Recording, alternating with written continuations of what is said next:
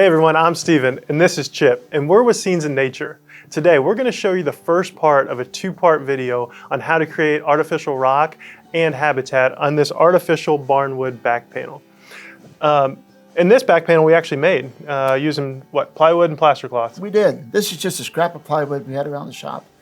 And the nice thing about it, today with the price of lumber, we want to use every single piece of scrap lumber we can, because who knows what $80. $80 with the plywood right here on this. Yeah. And yeah, we just covered it with our Barnwood process. Right. And to learn how to do that, you can go to scenesinnature.com, and there's a video on there on how to create artificial barnwood.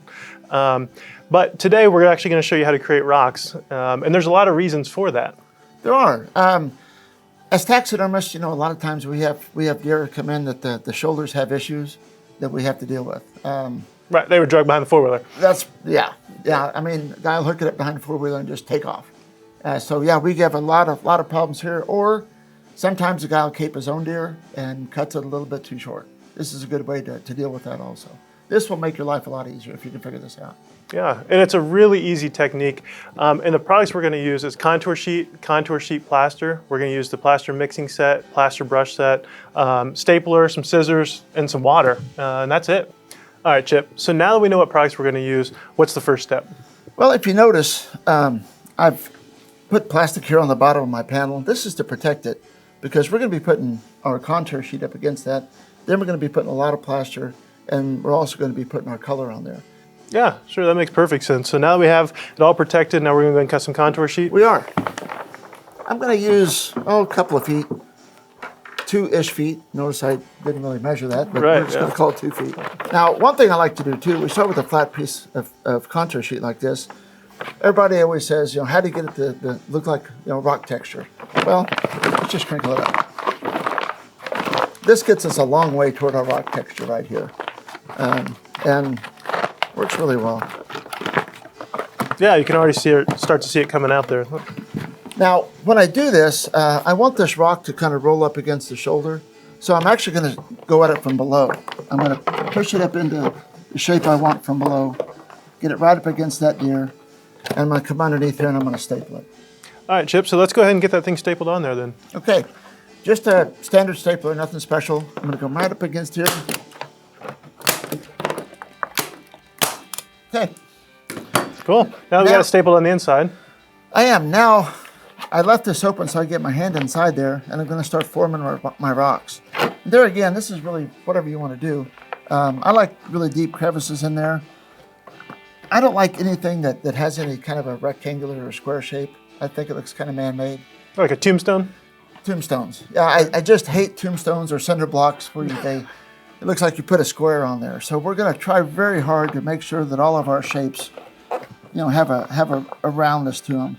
Also, if you look, I can put really deep crevices in here, which almost looks like individual rocks. I kind of like that too. So we're going to do this pretty fast, and I think you can see what we're doing. Yeah, and one thing that's so great about contour sheet is you can just shape it and reshape it until you get the shape that you like. So you just keep kind of playing with it, and almost the more that you work with it, the better it gets. It does. It absolutely. Okay, so this is kind of our rock, and I'm pretty happy for this for a quick rock. So now what I'm going to do is I'm going to flip the deer over, and I'm going to staple it down the back. Great, let's do it.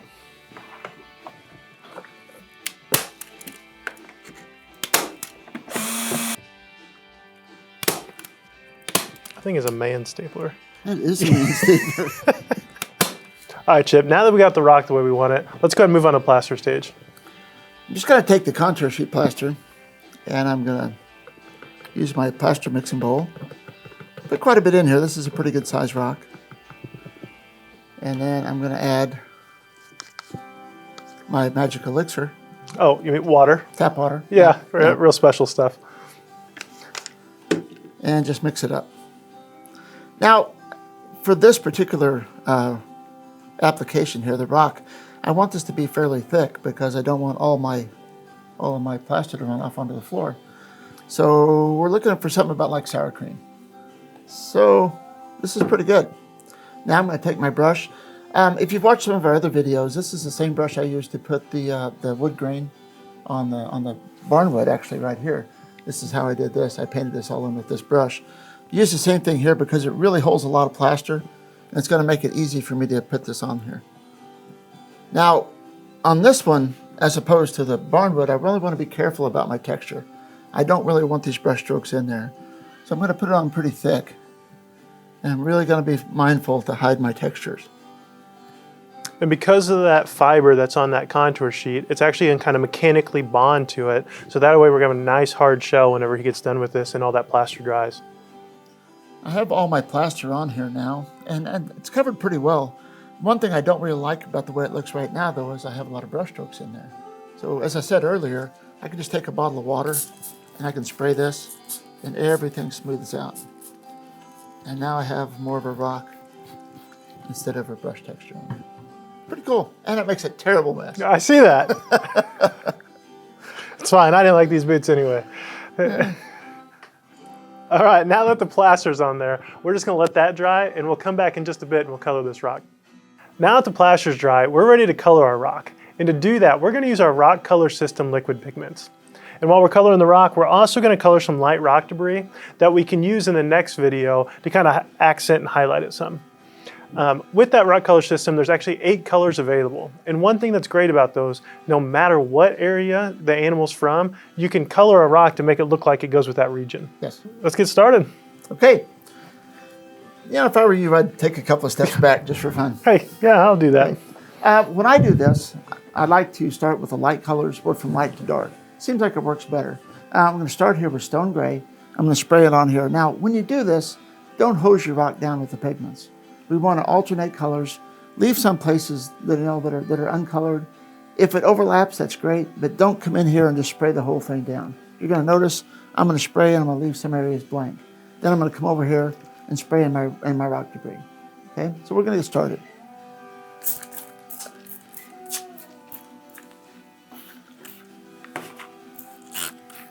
Just like that. Now I'm going to go, that was stone gray. This is raw umber. And if you notice I'm getting some drips in here, sometimes that's kind of good. If it bothers you, you can take a paper towel and dab it off of there. But put a little bit of this in here.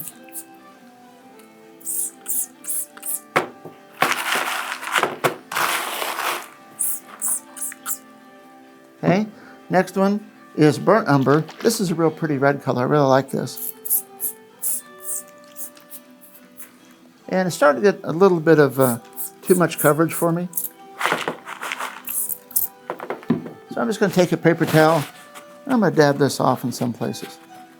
Now, the last color we're going to use is our slate gray. It's the darkest color. And when I do this, I really like to come into where I think there'll be shadows or where there might be some, where the dirt is collected a little bit. And I'm going to come in, I'm going to darken this a little bit.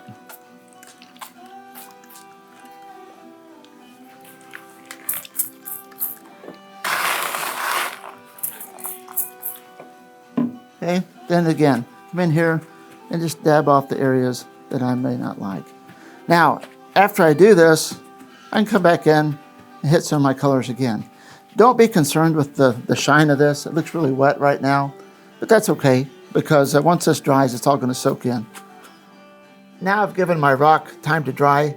I'm going to take my Habitat adhesive and I'm going to spray it to seal all of my pigments in there. There again, this is going to go on kind of a milky finish, but don't worry about it. After it dries, it's going to have a nice matte finish. I'm going to step out again. I get kind of crazy. Yeah. Okay.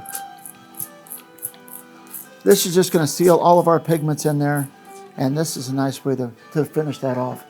I think you can come back now. I'm done. Right. Yeah, done. Yeah, all right.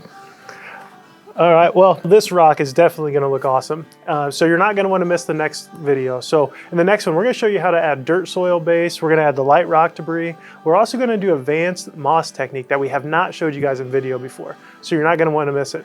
But in the meantime, you can go to scenesinnature.com to learn more about these products and others, of course, and as well as watch the rest of our videos. And so we'll see you next time. Thanks for watching.